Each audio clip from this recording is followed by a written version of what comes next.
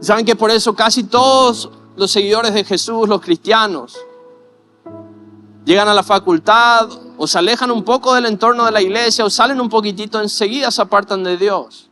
Porque creen que seguirle a Jesús se trata de no hacer, de asistir a este lugar cada sábado, cada domingo, asistir a célula y esperar que Él vuelva otra vez y nos lleve y nos arrebate y no nos vayamos al infierno. De eso no se trata.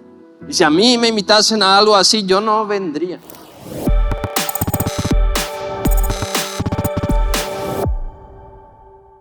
Hoy vamos a estar en Filipenses 4. Estamos hablando de cimientos todo este mes y creemos que si preparamos los cimientos vamos a poder construir encima. Y me puse a pensar, el texto ya lo conocemos tanto, donde Dios habla de los dos hombres, uno que construye en la arena, el otro en las piedras. Tantas veces ya lo escuchamos. Mi pregunta es, ¿por qué alguien decidiría construir en arena? ¿Por qué, teniendo la opción de construir en piedra, alguien construye en arena? Porque ambos tenían esa opción en la historia. Ambos podían decidir dónde iban a construir y uno decidió hacerlo en la arena. Y saben que cuando uno no quiere construir algo muy grande, no hace falta que se preocupe por los cimientos, porque si no es muy grande no se va a caer así nomás. Si alguien no quiere construir algo que perdure a otras generaciones, ¿por qué gastar tanto en los cimientos? Si alguien no quiere construir muy grande, no se preocupa mucho por los cimientos. Si alguien construye para revender nomás y no hacer su problema, no se preocupa mucho en gastar en los cimientos.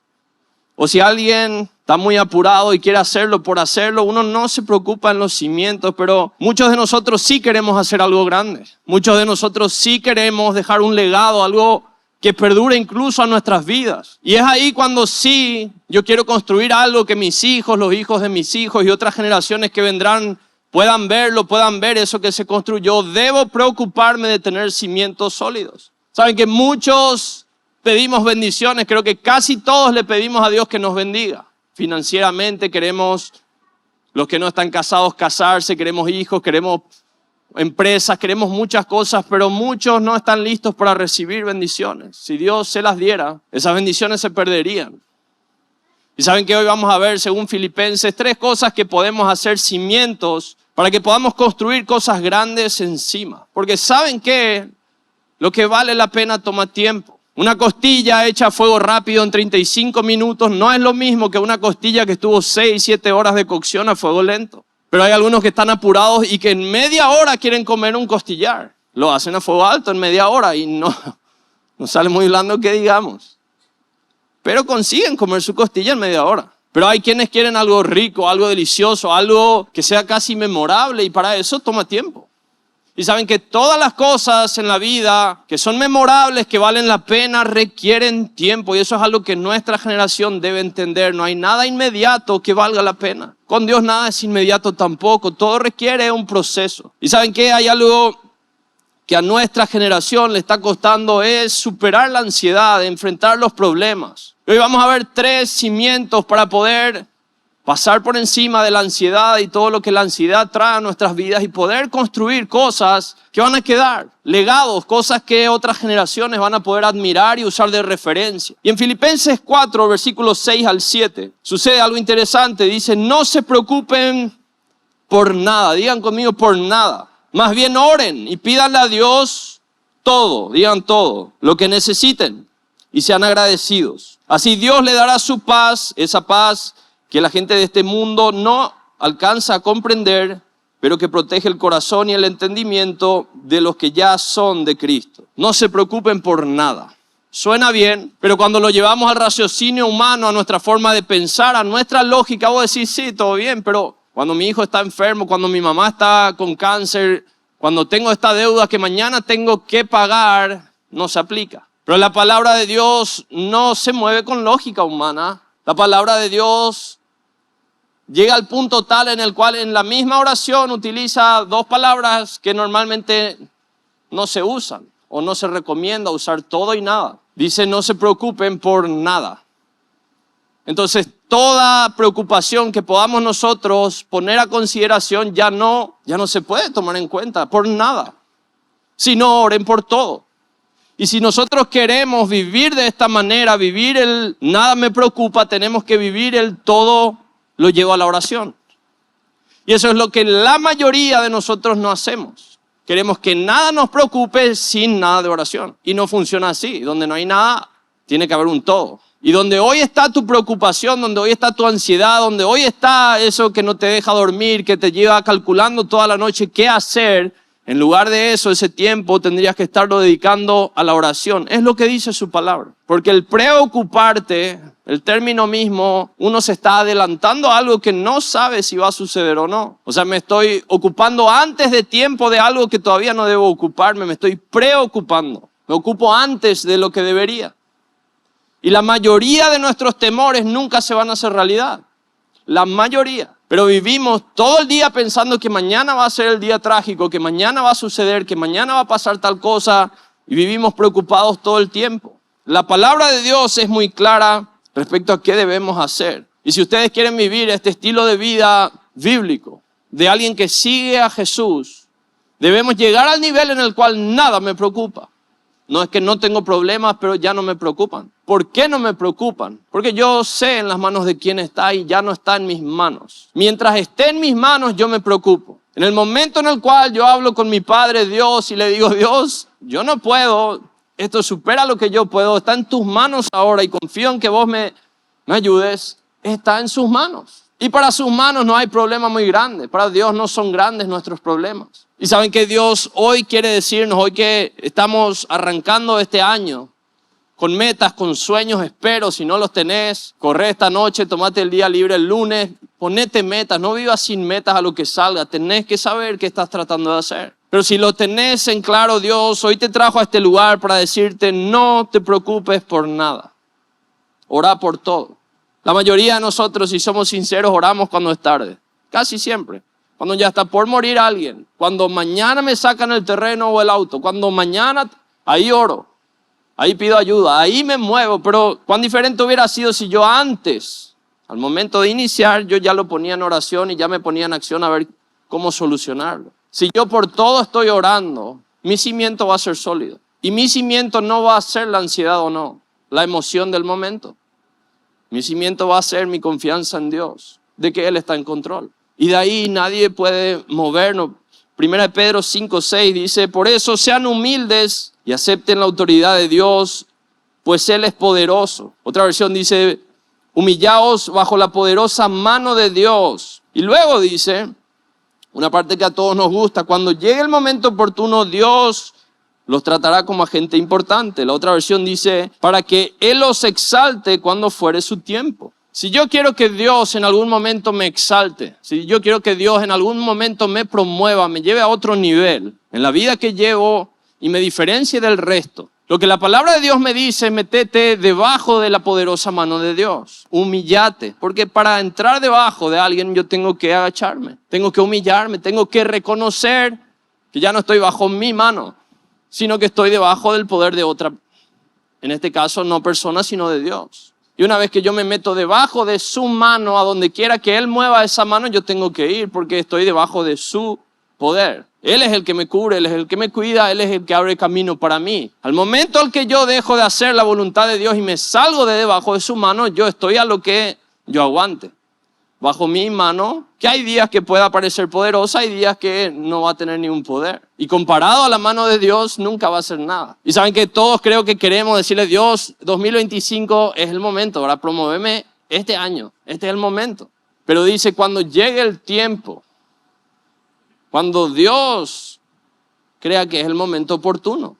Y los tiempos de Dios, los que le seguimos hace algunos años, sabemos, nunca coinciden con los nuestros. Cuando yo creo este es el momento, Dios dice no. Y cuando yo digo este año no hay chance, Dios dice sí. Dios se mueve de otra manera y es más, su palabra nos muestra una y otra vez que sus caminos, sus pensamientos, sus formas no son como las nuestras y que no le vamos a entender, pero que debemos confiar en Él. Por eso hoy jóvenes, si ustedes están buscando que llegue ese momento en el cual Dios les exalte, les lleve a otro nivel, estén en las portadas de los diarios, en todas las redes sociales, en que todo el mundo les admire, es momento de humillarnos y meternos debajo de su poderosa mano. Cuando el momento llegue, Él lo va a hacer, es decir, su palabra está ahí, agárrense, marquen 1 Pedro 5, versículo 6, y esa es una promesa para sus hijos.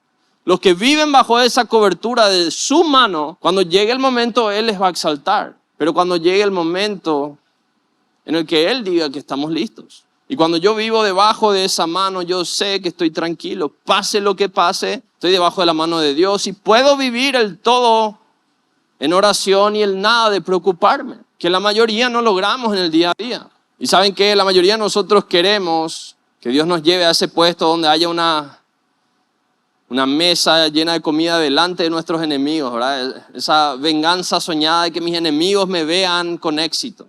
Y eso no viene de Dios. Es decir, la forma en la que Dios nos promueve no es así. Aderezas mesas delante de mis angustiadores. Ese es el sueño de todos, delante de mis enemigos, ¿verdad? Que me vean ahí con el costillar. Y es todo lo que queremos, pero Dios no se mueve así. Esas son ideas humanas, pensamientos nuestros. Para Dios promover muchas veces significa otra cosa. Y saben que lo primero, si queremos tener cimientos que superen toda ansiedad y preocupación, es todo lo llevo a la oración. Una vez que está en las manos de Dios, y saben que cuando oramos creemos que Dios va a hacer. No oren si no creen que Dios va a hacer. ¿Para qué molestar a Dios si yo no creo que Él se va a mover? ¿Cuántos de ustedes le llaman a una persona que creen lo que no les va a dar lo que ustedes le van a pedir? ¿Para qué llaman? O sea, ni vas a llamarle a tu papá si decís ni loco me va a prestar la camioneta, ni le llamo. Pero si yo creo que hay una chance de que Él me preste, yo le llamo. Y si hoy no me da, le llamo mañana de vuelta. Porque hay una chance. Pero cuando oramos y hablamos de orar, nosotros damos por hecho de que si es la voluntad de Dios y yo se lo pido, Él me lo va a dar. ¿Por qué no me lo daría? Si es su voluntad lo que yo le estoy pidiendo. Y cuando yo todo llevo a la oración, yo estoy tranquilo. Mi matrimonio está en oración, mis hijos están en oración, mi trabajo está en oración, mis finanzas están en la oración, el ministerio, todo lo que yo hago está en oración. Yo no me preocupo por eso, porque ya oré. Y mañana mi trabajo es volver a pedirle a Dios por todo eso, para no estar yo mañana preocupado de vuelta. Y si queremos vivir ese todo en oración y nada de preocupación, tenemos que hacerlo. Oren creyendo. No oren por orar. Crean que Dios lo va a hacer. Y van a volver a orar por sus familiares, van a orar de vuelta por esos amigos que no le tienen a Dios. Si vos crees que Dios es el único que puede hacer, pedile. Pero hay tantos que ya ni oramos por ellos. Y Dios es la única esperanza para ellos.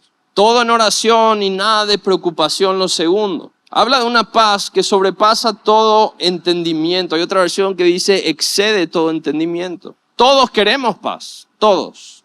Si uno hace una encuesta hoy, ¿quién quiere vivir en paz y quién quiere vivir peleado con todo el mundo? Todos van a elegir paz. Pero la paz que se nos ofrece en la palabra de Dios es una que no entendemos. Es una que no tiene sentido. Es una que si yo voy a un foro, a un debate con alguien que no conoce a Dios, yo voy a querer darle la razón a Él porque nuestro razonamiento es más cercano que el mío con Dios. Por la distancia que hay entre los pensamientos de Dios y los míos. Es decir, por algo Él es Dios. Si Él fuera igual a mí, yo no le adoraría, yo no creería en Él, yo no confiaría en su poder si fuera igual a mí. Si su forma de pensar fuera igual que la mía, ¿para qué yo le necesito? Pero cuando uno entiende que Dios está a una distancia abismal de mis pensamientos, de mis caminos, de mis alcances, yo la adoro, yo la alabo y aunque no entienda, yo confío en Él porque Él excede ampliamente mis capacidades. Él excede ampliamente mi poder, Él puede mucho más que yo. Y su paz excede todo entendimiento. No tiene sentido la paz que Dios le da a sus hijos. Es decir, humanamente, si yo tengo la paz que Él da y que el mundo no entiende, cuando yo pase algo muy malo, yo voy a estar en paz. Y nadie humanamente va a encontrarle una explicación. ¿Cómo Él puede estar en paz si está pasando X cosa? O si acaba de pasar esto. Humanamente no hay forma de entenderlo. Es la paz de Dios.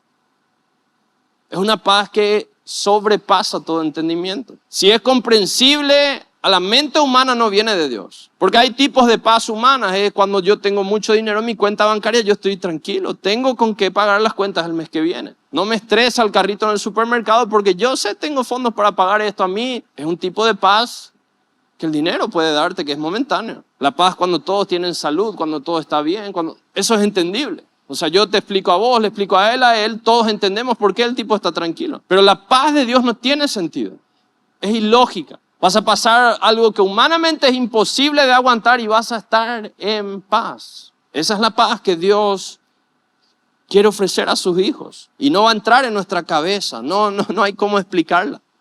Es Dios. Y saben que eso es algo que vos y yo tenemos que confiar en Dios, en sus caminos, en sus formas, porque exceden a lo que nosotros podamos hacer. Sus pensamientos no los vamos a entender. Sus caminos no tienen sentido para nosotros humanamente, pero siempre te llevan a donde Él quería que te lleven. Incluso más lejos de lo que vos querías llegar, te van a llevar. Pero no los vas a entender mientras estés tomando decisiones y Él te va guiando. Por eso es tan difícil seguirle a Dios, porque la paz que conocemos es una paz que exige que yo tenga el control. Cuando yo tengo en mi billetera X monto, yo tengo el control de ese monto. Y todo lo que está debajo de ese monto está bajo mi control. Yo tengo una paz debajo del control, pero la paz de Dios sobrepasa, está fuera de mi control. Los caminos de Dios están fuera de nuestro control, fuera de nuestro alcance. Es decir, son ecuaciones que vos y yo no vamos a descifrar los caminos de Dios, por más que lo intentemos. Pero siempre que los seguimos, llegamos a destino, a la manera y en el tiempo exacto en el que Dios quería que lleguemos. Y es por eso que debemos empezar a confiar en Él. Si vos hoy reconoces de que hay un ser que es muy superior a vos, de que Él murió por vos y que quiere guiarte, que Él te dejó principios escritos y aunque no los entiendas, vos te das cuenta, Él es superior a mí. Vale la pena adorarle, vale la pena seguirle.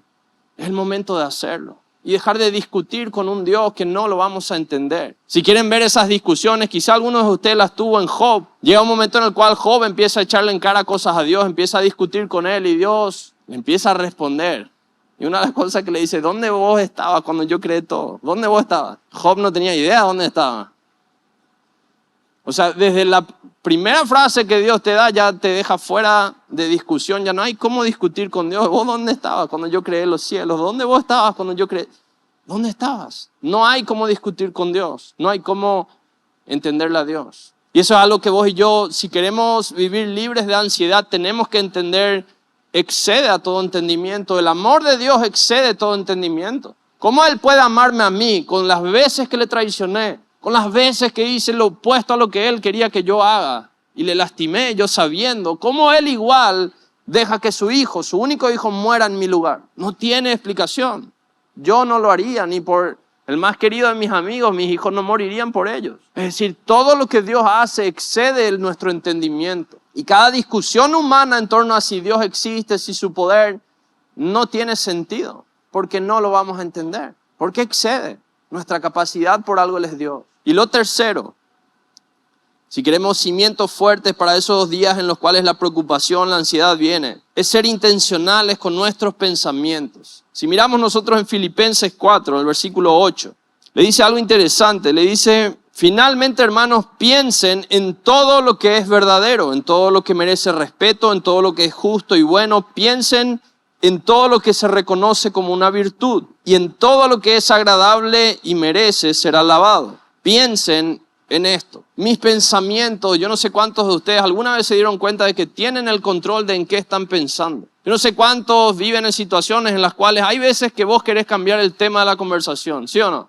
Estás podrido de ese tema y otra vez el mismo tema. Las opciones son salirte de ese lugar o plantear otro tema y cambiar la conversación en otra dirección, porque ya no quiero escuchar de ese tema. Saben que tenemos el poder de hacer exactamente eso con nuestros pensamientos. Vos y yo, según la palabra de Dios, podemos ordenarle a la mente en qué pensar. Y si vos y yo nos damos cuenta, casi todo el día las cosas en las que pensamos no entran en ninguna de estas categorías. Siempre que vas a un lugar, siempre que conoces a alguien, en lo que vos te enfocás es en lo negativo, en lo que no merece la pena ser alabado, en lo que no tiene virtud alguna, en lo que no merece respeto, en lo malo.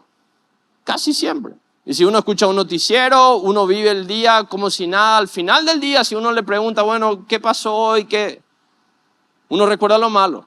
Y saben que hay estudios que demuestran de que nuestra memoria es muy diferente a nuestra experiencia en realidad. La experiencia es lo que yo vivo ahora, lo que ahora está sucediendo, cómo vos te sentís ahora, qué estás viendo ahora. Mi memoria probablemente me recuerde una sola cosa de hoy.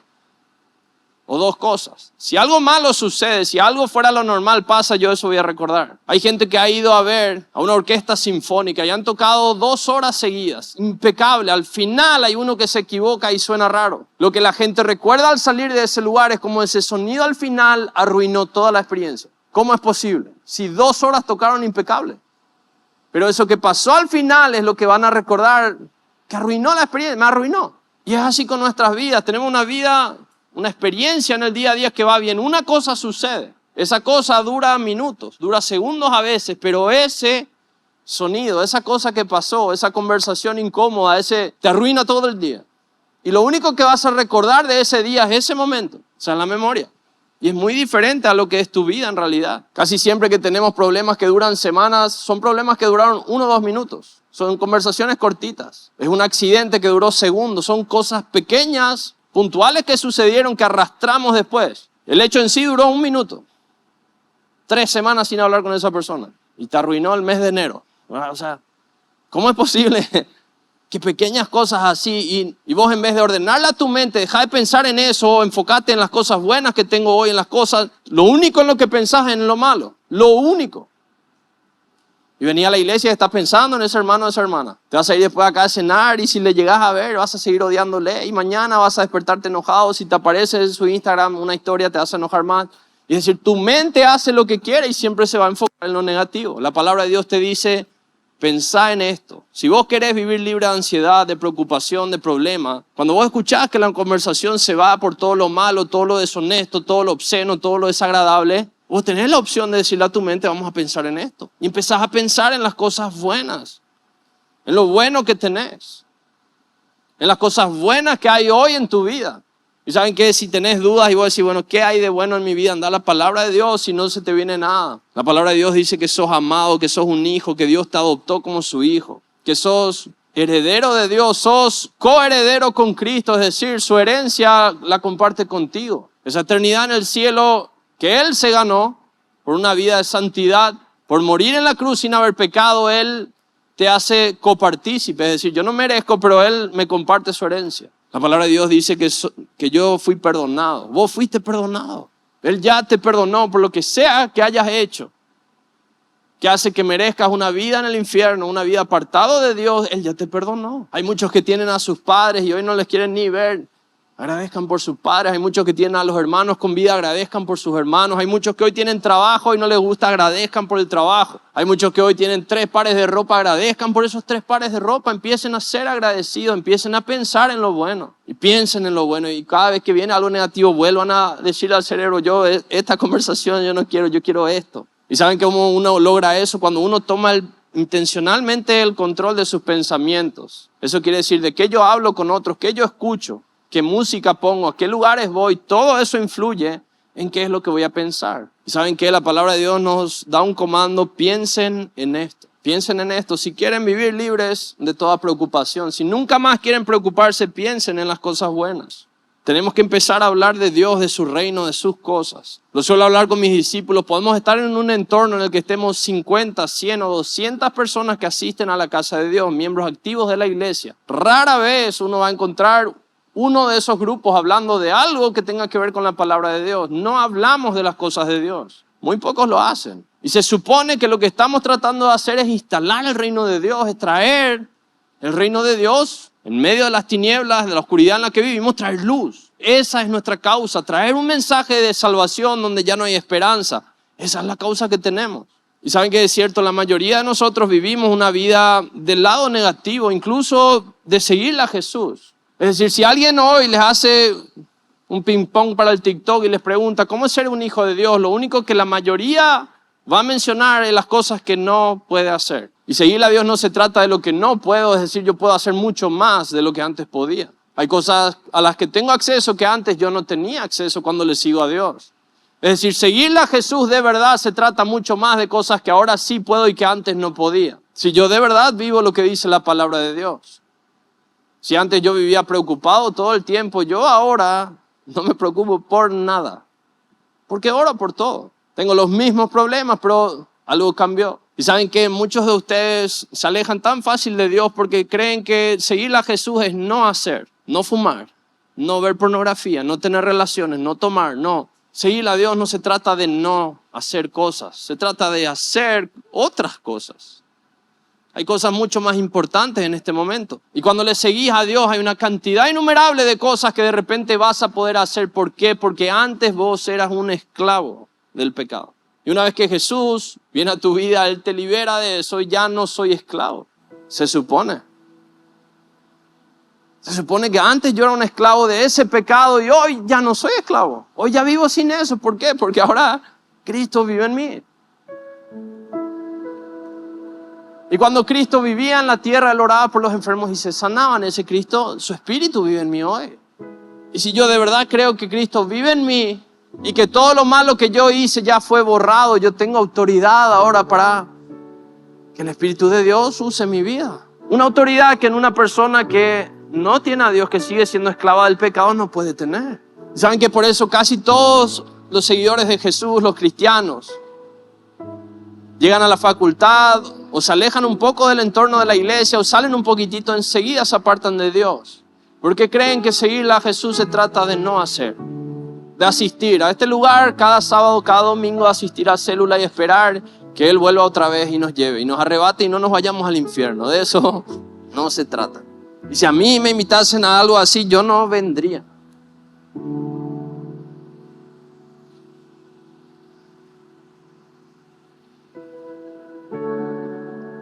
Seguirle a Jesús se trata de hacer.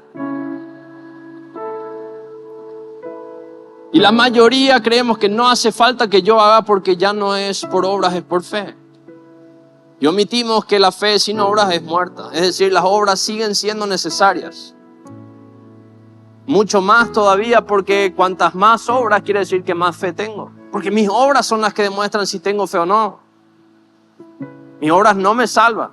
Él ya me salvó y porque yo creo en Él, en el sacrificio de Él, soy salvo. Por gracia, no lo merezco. Pero si yo digo que tengo fe, yo tengo que mostrarlo con obras. Y saben que hay tantos hijos de Dios, asistentes a cultos, que no hacen nada. Quiere decir que no tienen fe. Quiere decir que no esperan nada de Dios, que no creen que Él va a hacer nada. Y qué sorpresa que ni oren. ¿Para qué van a orar si no tienen fe? ¿Cómo uno sabe que no tiene fe? Porque no tienen obras. Es un círculo. Uno cuando tiene fe empieza a hacer, uno empieza a creer, uno empieza a orar. ¿Por qué? Porque yo espero algo que Dios va a hacer. Lo demuestro con obras, doy paso, aunque no tenga cómo dar el siguiente paso, doy uno. Y espero a que Dios haga algo para que yo vea dónde va el siguiente. Así como los caminos de Dios exceden a nuestros pensamientos, así como no tenemos acceso a ese nivel de información que Él tiene. Cada vez que Dios te da un ministerio, cada vez que Dios te llama a hacer algo, va a exceder a tus capacidades. Porque los planes de Dios vienen hechos por Él, a su medida, no a la nuestra. Siempre van a exceder tu presupuesto, los sueños que Dios te da. Porque su presupuesto es diferente al tuyo. Él da planes de acuerdo a su presupuesto, porque son planes de su reino. Entonces la excusa de que yo no tengo para hacer lo que Dios...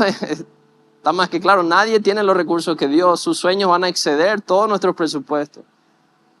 Pero si el plan viene de Dios, Dios va a acompañar ese plan. Cuando Él vea que con tus obras demuestres que hay fe, va a enviar los recursos. Y todos van a ver que se hizo algo porque alguien le creyó a Dios y Dios envió refuerzos, envió recursos. Dios envió lo que hacía falta para hacerlo porque era su plan. Esa chica que Dios tiene para vos, para que vos vivas con ella, esa excede tu capacidad. Así tiene que ser. Tiene que ser algo fuera de tu alcance para que vos sepas, Dios, auxilio, ahora ayúdame. No sé cómo vamos a lograr esto, pero si sale Dios, ahí estamos. Y Dios, no sabemos cómo le cierra los ojos un rato a las chicas y nos creen todo lo que le decimos y terminan a nuestro lado. ¿Verdad? Dios sabe qué Él hace, ¿verdad? Después se casan y se dan cuenta de lo que... No, mentira. Los planes de Dios van a exceder lo que vos puedas hacer.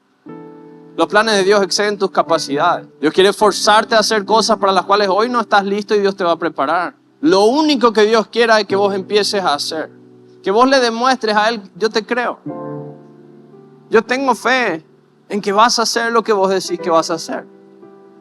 Y para mostrarle a Dios que tengo fe, su palabra dice que tengo que mostrarlo con obras. Eso le demuestra a Dios su fe. No está muerta, está viva. Él está haciendo. Y una vez que mi fe está encendida, claro que todo lo voy a llevar a la oración.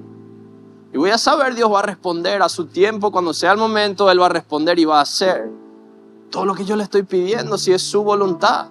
Y cada vez que Él responda, lo único que va a hacer es aumentar mi fe. Porque Él lo hizo otra vez. Yo vi otra vez lo que Dios hizo porque no estaba a mi alcance y crece mi fe. Como yo lo demuestro haciendo más cosas para Dios, y cuando yo hago más cosas para Dios, Dios es un círculo que va creciendo. Jóvenes, tenemos que ser intencionales en qué estamos pensando. Hay tanto negativo para pensar que podríamos estar la vida entera pensando en todo lo negativo, en todo lo que todos los demás piensan. Pero cuando empezás a pensar en lo bueno, en los planes de Dios, en las cosas de Dios, cuando empezás a pensar en lo que importa de verdad, Dios va a empezar a moverse a tu favor. Cuando empezás a hacer lo que Dios te dice que hagas, que excede a tu capacidad, a tu raciocinio, a lo que vos entiendas de esta situación, pero vos haces nomás. Porque en su palabra dice, vas a ver cómo Él va a ir ubicando las cosas y van a ir sucediendo. Aunque vos no entiendas cómo pasó. Cuando vos empieces a llevar toda la oración, no va a quedar nada de qué preocuparte. Vas a dormir en paz y va a haber una paz que no tiene sentido porque tenés los mismos problemas que ayer, solo que hoy ya oraste por todo eso. Ya no hay de qué preocuparse. Y empezamos a vivir una vida distinta en la cual todos van a darse cuenta algo cambió. Y saben que para eso todos nosotros tenemos las herramientas. La ansiedad es cuando sucede un evento a alguien que cree no tener las herramientas para enfrentarlo o resolverlo. Y empieza a acumular. Se frustra, se convierte en depresión, en ataques de pánico, empieza a crecer. La palabra de Dios nos da las herramientas. Si tenemos el Espíritu de Dios, Él nos da las herramientas para superar esa vida de ansiedad en la cual toda nuestra generación hoy está metida y vivir sin preocuparnos con los mismos problemas. Siendo intencionales en lo que pensamos y entendiendo, yo no puedo razonar con Dios. Él está fuera de mi liga. Pero si Él dice, y hace miles de años aquellos que hacen lo que Él dice les funcionó, voy a hacer. Y vas a vivir libre de ansiedad y vas a poder ir por cosas mayores. Dios quiere verte haciendo. La única forma de mostrarle a Dios que crees en Él es con obras. Es con obras, es haciendo. Y saben que este año tenemos la oportunidad de hacer muchísimas cosas que el año pasado no tuvimos. Y vos no necesitas nada más de lo que ya tenés para servirle a Dios. Entregale a Dios tu vida y empezar a servirle.